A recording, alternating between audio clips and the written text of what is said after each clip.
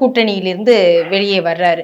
அந்த மாதிரி இப்ப வெளிப்படையா மோதல் அண்ணாமலையை ஒரு பேசுறதோ பண்றதோ அப்படிங்கறத விட ஒரு பெரிய திராவிட கட்சியா இதை எங்க பேசணுமோ அங்க பேசணும் அப்படிங்கிற ரீதியில ஏதாவது மூவ் நடக்குதா?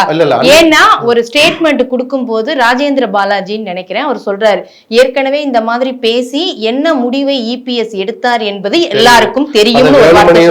ராஜேந்திர பாலாஜி சொன்னார், உதயகுமார் சொன்னார், யாருமே மறுக்கல. அன்னைக்கு அண்ணாமலை மாநில தலைவருங்கிற அதிகாரமிக்க பொறுப்புல இருந்தார். கூட்டணி வேணுமா வேணாமான்னு பரிந்துரைக்கிற இடத்துல இருந்தார் தன்னுடைய கட்சி மேலிடத்துக்கு.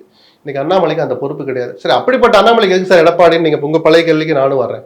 இன்னைக்கு செல்வாக்கை செலுத்துகிற அண்ணாமலை, அமித்ஷா இருக்கிற மேடையில் அமித்ஷாவுக்கு தட்டுகிற அந்த கைத்தட்டல்களை விட அண்ணாமலைக்கு அதிக கைத்தட்டல்கள் இருக்கிற அளவுக்கு இன்னமும் அந்த கட்சிக்குள் செல்வாக்கை செலுத்துகிற ஒரு பிரபலம் ஏதோ ஒரு நிர்பந்தத்திலேயோ பாசத்திலேயோ இயற்கையாகவோ அமைந்த கூட்டணியை சிதைக்கிற மாதிரி ஒரு கருத்தை சொல்றாருன்னா நான் மேல போய் சொல்லுங்கன்னு சொல்லலை, சொல்றதுக்கு அவசியம் இல்லை. இவர் அதிகாரமிக்க பதவியில் இல்லை. ஆனால் முனுசாமி மாதிரி ஒரு துணை பொதுச்சாளர் அந்தஸ்துல, ஏன் முனுசாமி சொல்றேன்னா அவர் தான் அடிக்கடி பேசுறவர். இப்ப நத்த விஸ்வநாதன் துணை பொதுச்சாளர், ஏன் அவர் பேரை நான் சொல்ல மாட்டேன், அவர் அடிக்கடி பத்திரிகையாளர் சந்திக்கிறவர் இல்லை. முனுசாமி ஒரு அந்த பொறுப்பை எடுத்துக்கிட்டு அல்லது தானாகவே முன் வந்து அப்படின்னு நாகரிகமா சொல்றேன். அப்படி சொல்ற முனுசாமி ஏன் இப்ப ஆளை காணோம் கேட்பாங்கல்ல.